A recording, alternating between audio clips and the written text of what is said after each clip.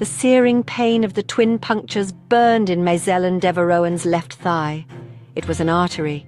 The snake hissed beneath her sheets. Was it the sound of warning or triumph? Both, she thought. The hiss might be muffled by crimson silk sheets and a thick velvet comforter, but she was familiar with the sound. How Maesellen's older sister Lilith managed to place a deadly black wanderer into her bed was not as much a mystery as it could have been. Lilith was a spoiled schemer who hated to get her hands dirty for anything. She had no access to the Devoroan family treasury, so she couldn't pay a handler to do it. There were only a few serpent tamers willing to handle the temperamental snakes anyway. Lilith would have seduced and flirted, possibly more, to acquire their services. Maesellen knew these few tamers by name and reputation.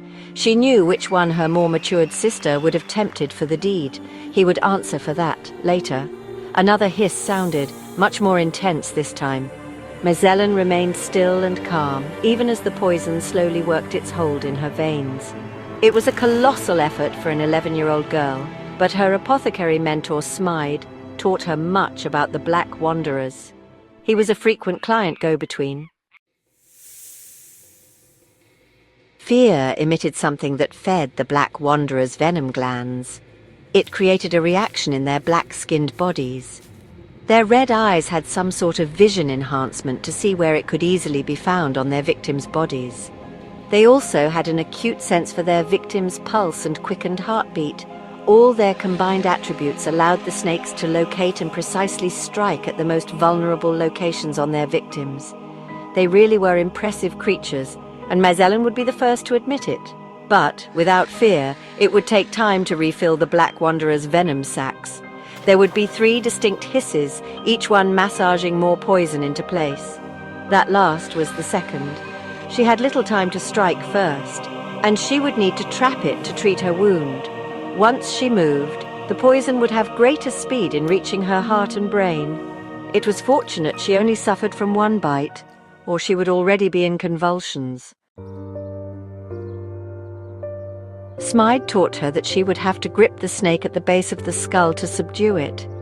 As it slithered under her linen bedshift, Maesellen paid attention for the movement of the head and the flick of its tongue on her skin. It was slowly moving up to vital areas on her torso. Good, Maesellen thought. If it remained above her hips, it was within quick reach. But it wasn't racing along in rage as Black Wanderers were known for. Her lack of fear was creating a need for wary caution. When Maesellen felt the tickle of its tongue below her left ribs, she was quick to seize first. Her right hand whipped across. She pinched and gripped tight with several fingers at the indents behind its head. She shook off a wave of dizziness as she reached under her bedshift with her left hand, replaced her grip, and pulled the winding, hissing intruder out of her bedclothes. Maesellen stumbled out of the tall bed on wobbling legs as her veins surged in turns of fire and ice. A wave of nauseating vertigo threatened to loosen her grip on the serpent as she staggered to a pair of loosened floorboards in the corner of her room. She kept a secret cache there for just such an occasion. Being a young girl in one of the oldest noble houses in Nerinmor was a deadly way to live, after all. There was little time left for Maesellen as she picked aside the flooring. The venom continued a steady press that caused the room to spin around her.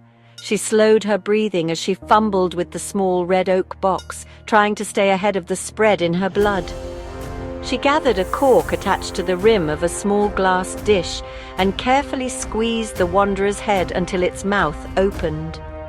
Even without the third hiss, enough time had passed for the venom sac to refill.